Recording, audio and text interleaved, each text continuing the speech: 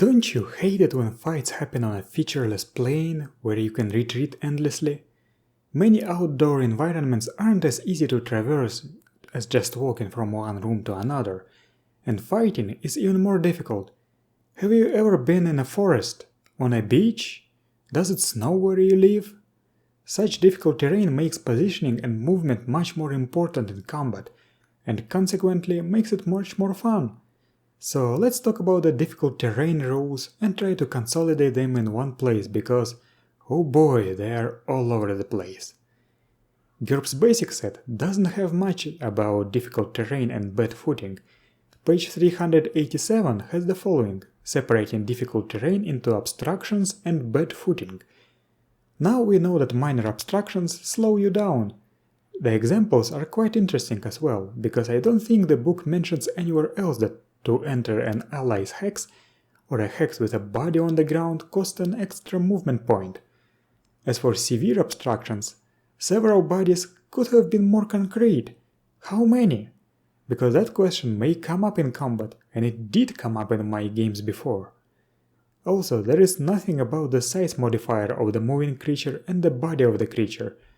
There is a lot of room for improvement here, if you don't want to decide arbitrarily every time it comes up. As for terrain that is considered bad footing, we have mud, waxed floors, stairs and shallow water, no more than 1/6 of your height. All these require more movement points to move through. But is that it? If we look at the combat modifiers list at the end of the book, we will see that attacks, both melee and ranged, take a -2 penalty or more from bad footing, and active defenses take -1 or more. But is that it? If we check the terrain adaptation advantage, we will see that it removes move and dexterity penalties for one specific unstable terrain type. This seems to imply that there are some dexterity penalties involved here that apply not only to attack and defense rolls. But that's actually it for GURPS basic set. These rules are all over the place and they aren't really comprehensive.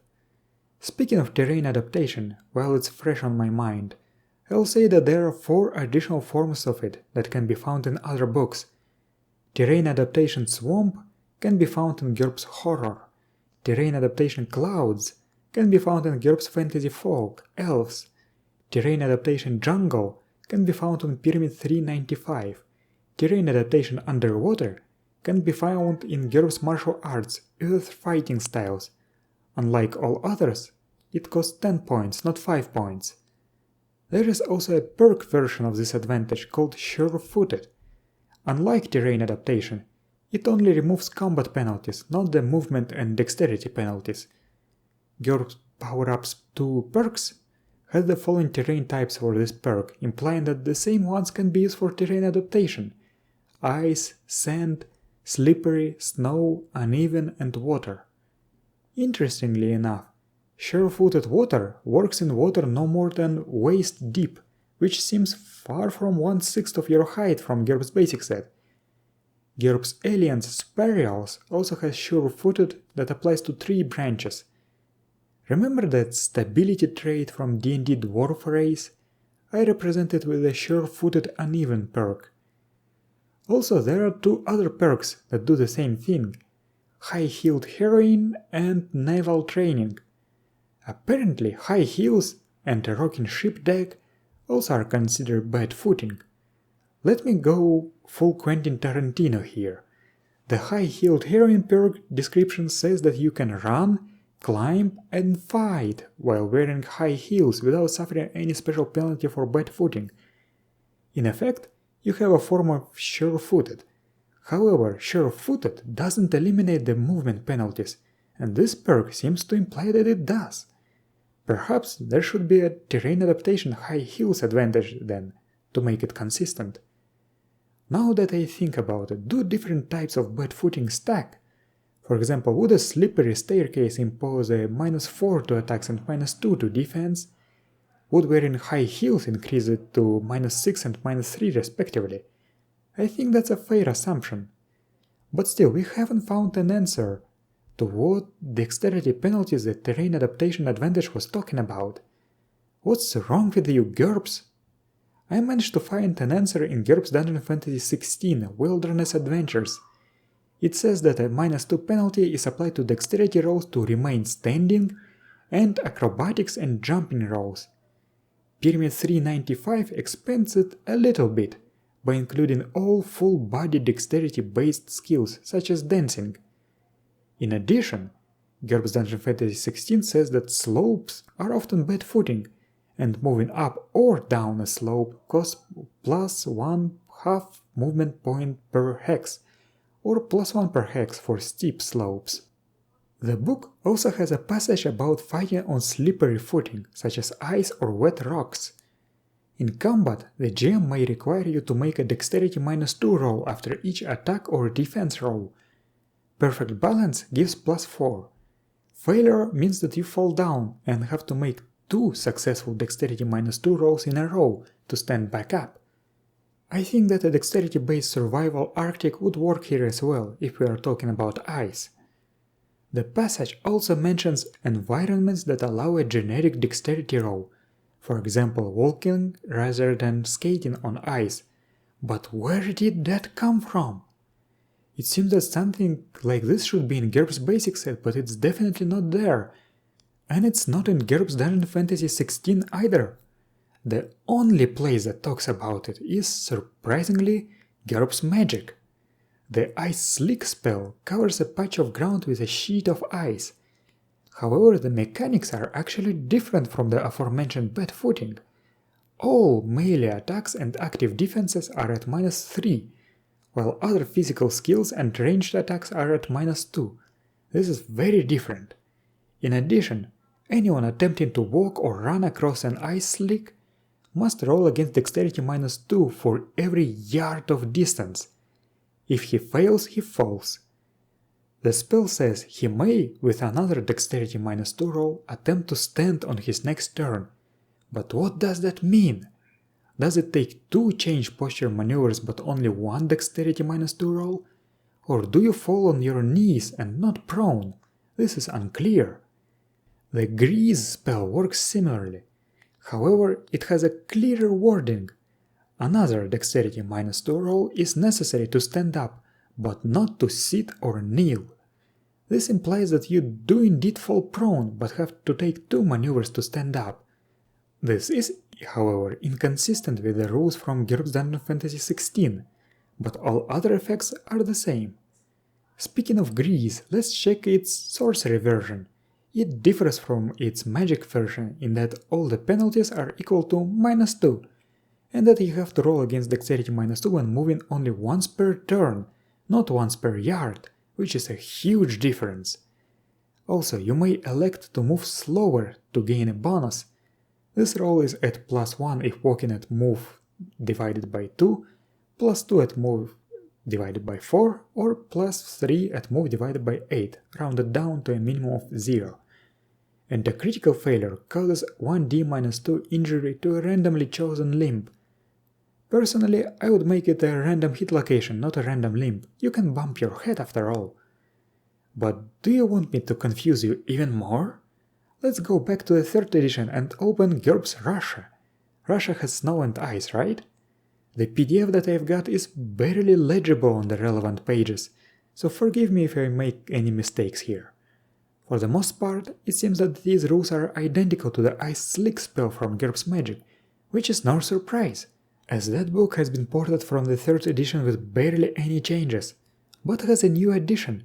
If you walk slowly, that is at move 1, then you only need to make an unpenalized dexterity roll every 2 minutes to avoid falling. There are also rules for advanced skating combat, but that's not something I want to include in this video. Speaking of ice and other slippery surfaces, such terrain enables a new movement option, skidding.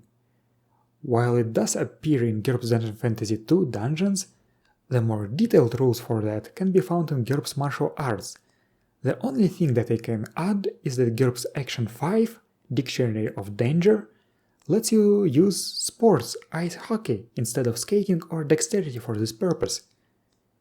Alright, we figured it out, at least we sort of did. But what about snow? So far, We only know that it imposes all the normal bad footing penalties. But have you ever walked through snow? Your speed greatly depends on the depth of snow, and when it becomes deep enough, the +1 movement point cost increase starts to feel very underwhelming. Unfortunately, the 4th edition of GURPS is absolutely silent on this topic. However, let's go back to GURPS Russia from the 3rd edition. This book suggests treating each inch of snow as extra 5 pounds of encumbrance, which sounds fair if I had to speak from my personal experience. However, this does require some extra calculations, and if you'd like to avoid that, you can make gradations of snow depth. Shallow snow imposes +1 to movement point cost, medium snow imposes +2, and deep snow imposes +3, or something like that. Speaking of depth, let's go back to the topic of fighting and moving in water. As was said in GURPS Basic Set, water up to 1/6 of your height counts as bad footing. Sure-footed water, for some reason, removes penalties for water no more than waist deep. Let's check the most comprehensive aquatic resource, Pyramid 326. It does say that water up to 1/6 of your height counts as bad footing, just like GURPS Basic Set, but also expands these rules a bit. Water deeper than this reduces you to move 1. However, if you have the cannot float quirk, then you suffer a reduced penalty. Deep water imposes +2 movement points to the movement cost instead of simply reducing you to move 1. GURPS Action 5 Dictionary of Danger also mentions that even without waves, water can make surfaces slippery, creating additional bad footing. Also, there are rules for waves sweeping people overboard and bashing them against the rocks. Now that ice, snow and water are out of the way, we have another terrain feature that comes up incredibly often in games, but the rules for them yet again are spread all over the place. I'm talking about undergrowth and other dense vegetation. First of all, let's check out one of the relatively obscure books that I actually like a lot, GURPS Magic Plant Spells. This book introduces the concept of density of vegetation. There are 4 density classes: sparse, normal, dense, and impenetrable. Sparse vegetation doesn't penalize you in any way. If you're running through normal vegetation, roll every 100 yards against the better of dexterity or dexterity-based running to avoid tripping and falling down. Dense vegetation imposes a -2 penalty to ranged attacks due to cover. While walking, roll against dexterity every 50 yards, and you may fall only if you fail critically. If you are running, use the rules for normal density, but at -2. Additionally, certain characteristics are modified: +3 to stealth, +2 to camouflage, -2 to move, and -2 to vision rolls. Impenetrable vegetation cannot be walked through by size modifier +0 creatures. There are also guidelines for adjusting the effective vegetation density level for your size modifier, which is very nice. These rules were slightly expanded in Pyramid 395 to include more detailed sensory penalties. But yet again, this is not the only set of rules for vegetation. GURPS Action 5 Dictionary of Danger has different rules. Thick vegetation, like something you would find in jungles, counts as bad footing. Running at move 3 or higher requires a dexterity -2 roll each turn to avoid tripping and falling. Extremely dense vegetation entangles you with strength 8 or higher, but you usually don't move into such vegetation voluntarily. In addition, some plants might have thorns, spikes, or serrated leaves that might deal damage to the entangled victim and possibly poison him as well. As for the rest of the terrain types that provide bad footing, such as uneven surfaces, stairs, corpse piles, pebbles, sand, mud, I haven't found any specific rules, so I assume that they simply impose bad footing and that's it. And that's it for this video as well. As you can see, you would expect something like bad terrain have clearer rules, as this is something that comes up very often and is important, but the rules are all over the place and have many inconsistencies. This was one of the most difficult topics to research, but I am glad that I managed to consolidate everything in a single place. Now I just have to decide how some of the terrain types such as undergrowth and ice will work in my games, because rules are inconsistent. What's wrong with you, GURPS? This once again proves that while GURPS does have rules for everything, the organization and presentations suffer a lot. Something like a rules compendium would have been great. Thank you for watching, and I will see you next time.